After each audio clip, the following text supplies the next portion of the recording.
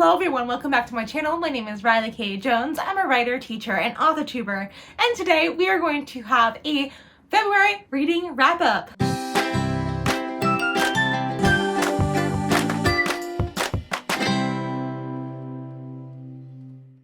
So, what did I read in February? I am on a roll. I'm actually pretty proud of myself. I read 3 books in February, which puts me, I think, 2 or 3 books ahead of my reading schedule for this year. I wanted to read 22 books in 2022, and I am doing really well with that. I'm actually quite proud of myself in that. In February, I wanted to have a little bit of a break from the thrillers, and I was reading some YA romance to get some like fluffy feels, and there have been a couple that have been calling my name, and I bought this book actually in the summer, and I could not wait to read it because I love the concept so much, and that was I Love You So Mochi by Sarah Kuhn. This one is a story about a Japanese American who goes to Japan, and I love it so much. And when I was in middle school and high school, and still to this day, I fell in love with the Japanese culture, loved anime, loved studying Japanese. This book actually inspired me to go back through and learn some more Japanese through Duolingo, not a sponsor. It had inspired me to kind of like go back and learn some more Japanese, so I'm trying to do that today. But about this book, so this Japanese American girl named Kimmy, she is an artist, and her mom was also an artist, and she knew that she wanted to create, but she was kind of following her mom's ideas for her on what kind of an artist she wanted to become, and she wasn't really sure what to do with, if she really wanted to become a painter like her mom, if she wanted to do something else, she wasn't sure. And so in her senior year, during her spring break, her grandparents from Japan, who have not talked to Kimmy's mom or Kimmy, have invited her to come out to Japan for her spring break. And so she decides that, yes, I want to get away from my family. I want this time of trying to find out who she is as a person and as an artist. And so she's like, let's go to Japan. Why not? So she goes to Japan, and she ends up running into a Japanese boy selling mochi. So if you don't know what mochi is this little type, it's like a round little treat, and I think it's with, it's not like a bean paste, but it's a specific dough. I think it's rice dough. I will put what it is right here. But it's delicious, and they have like a little filling inside, and they're just kind of similar to a donut-ish, but different. So she runs into this boy, and they obviously start striking up conversation. They start hanging out, and there's a little bit of romance buzzing, and it's spring in Japan, and the cherry blossoms are in blossom. And this book, though, really inspired me. Like, I've always wanted to go to Japan, but this book really inspired me to go to Kyoto, which is where they're at, and I really, really want to go there to see the sights that me saw. And so there was also some like cute little like moments where these different places where I remember watching certain anime, like romance animes, where they went to this like, in Kyoto, there's this, I forget, let me look, there's a map. She has a map in here too, which is just like super cute, of like all the places they go. And it was, Nara Park, and they have deer there. And I remember in a manga I was reading in middle school, like I remember that park, and like there's just deer and people feed them. And you know, in America we're all like, you don't feed the deer, they come back. Side note, at my parents' house, there's someone who does feed the deer, and they always come back, and they're not afraid of humans. They will literally walk around your car as you're driving and just stand there and stare at you. They want your food. Anyway, that's kind of like how the deer in the manga happened, where like the deer came up to them, and that it happened like that too. It was really cute, and like I loved this book so much. I give this like 5 out of 5 stars. It's so adorable, and like it's not just about like finding romance.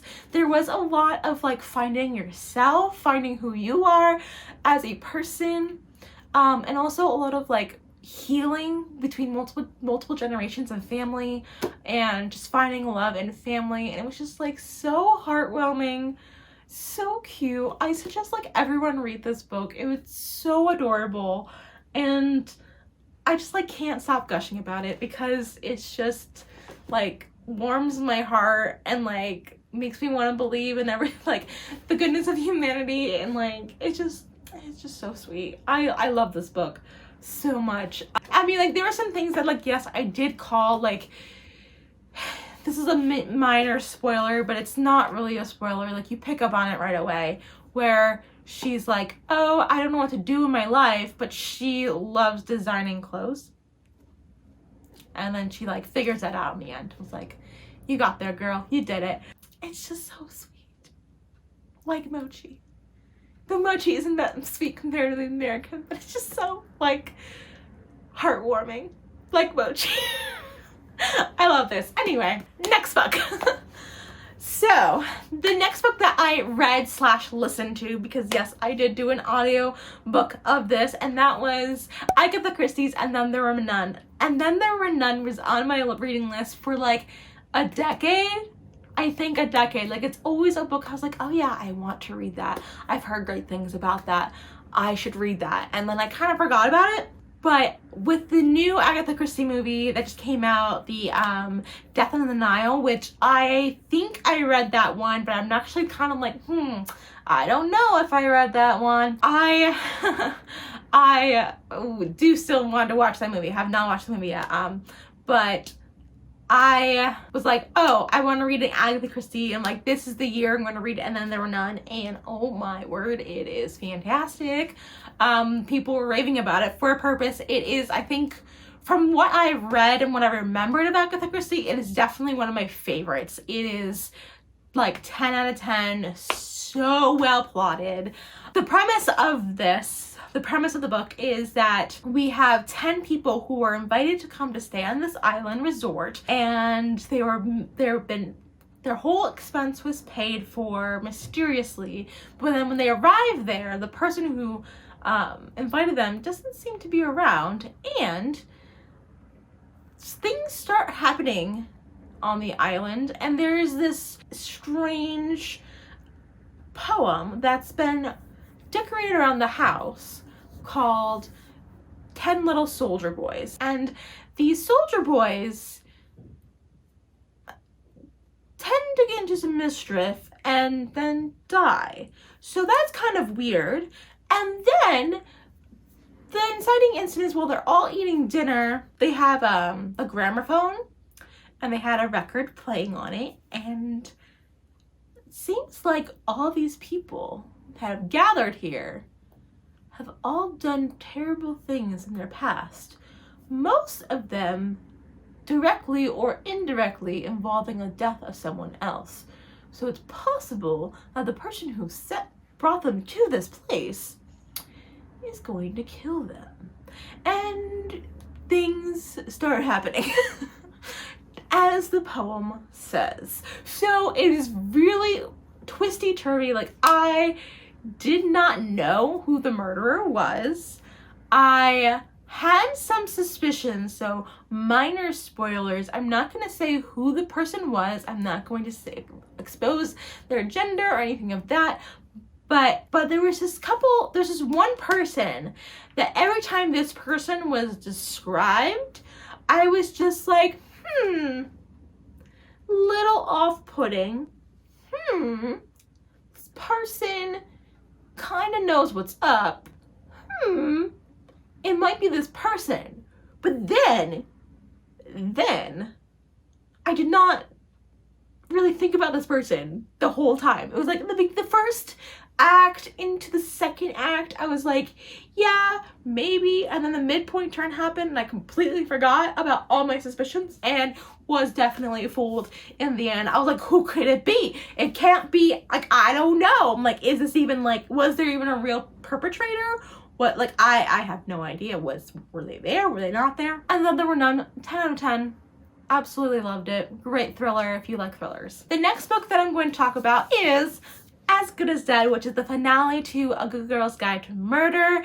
This is, the book starts off with Pip struggling from the last time we saw her in Good Girl Bad Blood, where she is struggling over something that happened there. I'm not going to spoil what that is, but something terrible happened. Well, a couple things terrible happened, and so she is struggling with some PTSD with that in the beginning of this book, but then it seems like someone is after her life and she has to kind of save herself to save herself was a mantra that she had in this book.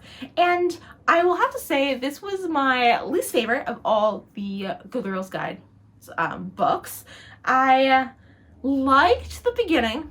I'm going to give some spoiler-ish, so if you don't want to know too much more, I would skip ahead to this timestamp here.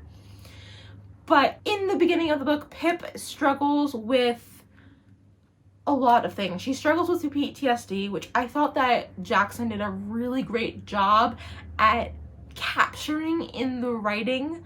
I loved that. She was a lot harsher in this. This is a very hard shell Pip. She isn't that sweet good girl anymore. She's pretty broken, which again, she suffered a lot, so she's dealing with a lot of trauma, which I think it was okay. It was a good choice for Jackson to have her be that way. She did though also struggle with a drug addiction, which I didn't like at first. So she was prescribed a drug to deal with her trauma. Her doctor took her off the drug, and instead of coping with that, she went and turned to a drug dealer that she had interacted with in other cases to get more drugs to keep her anxiety at bay, which I'm not liking. I cannot condemn that action. That was not a healthy reaction for her. So I was hoping that throughout the rest of the book, maybe she will overcome this. Maybe this is just her struggle for this book because it's a realistic struggle. Maybe she will overcome this addiction. She will overcome all of that. So meanwhile, she is struggling with that side of things and someone else wants her dead. There was another killer that didn't happen to kill in their town, but in the surrounding towns. Which I think that mystery plot was okay. There were some obvious things that I was just like, come on, Pip, like you would have picked up on that. But I mean, she's down for the count. She's not her 100% self, so she didn't pick up on some of those clues. I get that. My big problem with it was after, so the book has two different parts. It takes place the first, like finding out who that person was who wants her dead, is in the first half. It's a little bit more than the first half, but the first part. And then, this is major spoilers, she ends up killing that person. In self-defense, yes, it was self-defense. Though she's like, no, it wasn't because I chose to, but it's like, no, it was self-defense. Like, if you really break it down, I mean, like, I'm not a lawyer, I haven't studied all the laws, but I'm like, I'm sure there is a grounds for case, but like, it was self-defense. She was trapped. There was a fence around it. Like, maybe she could have gotten away, but she could have also made the argument that she was afraid he was going to come back and kill her. Like, that is a legitimate, like, thing. So no, instead of just being like, I'm going to call the police and I need help and help me please, she calls her boyfriend, Ravi, who is studying to be a lawyer, and is like, hey, yeah, we need to like call the police. And she's like, no, we can't call the police because I killed him and I chose to kill him. It's like, no, honey, you are under immediate stress, immediate tension. You are afraid for your life. Like, yes, you want him dead because of like different things, but it's like, yes, he was an actual endangerment to you. It wasn't like you woke up one morning and was like, I want to kill someone. Like, no, he like terrorized you, stalked you, attacked you, and so then you killed him. Like, That's self-defense. And instead of following that, her and Ravi decide to cover it up, and they somehow take the body. This is the part where I like stopped reading, so I technically DNFed this book. I skimmed the rest. I did not do a deep read the last third of the book in, and they eventually just kind of set someone else to fall for the blame and get away with it. And then she leaves. I didn't find out why she left, if it was for her own safety, if it was for college. I didn't really read that part, but she leaves, and like her and Ravi kind of stop talking, and then it ends with like that person that they frame was committed, and like, yes, the guy was a sleazebag. The person that the person that they framed the murder on, he was a sleazebag. Like, he was not a good person. But like, that's not, I'm just so disappointed. I'm just really disappointed in this book. I don't know if it's maybe like the translation from like UK to America. I'm not sure if maybe that's the reason why it doesn't really work for me. Like, that wouldn't really work. Well, to one, also it's like, I was hoping that Pip would have some redemption. I was hoping that Pip would heal from this trauma, would be able to move on in a healthy way from her drug addiction, that Ravi would speak truth and love into her life and be a light that guides her out of it. It's kind of similar, if you think about it, to Star Wars. I know you're like, wait, what? Star Wars? How does that? Okay. Luke Skywalker's journey. Episode 4, he's a good guy through and through.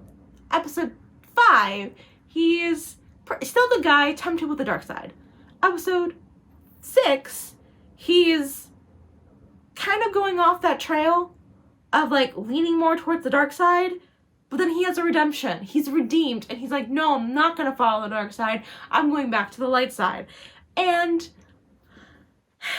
I was just hoping that that would happen for Pip, that she would like have that, yes, real life struggle and pain, and like, she's dealing with a lot, I agree, but I was really hoping that she would just overcome it, even if it was just Ravi calling her back to the like the good side, calling her back to the light and being like, no, this is wrong to cover up a murder.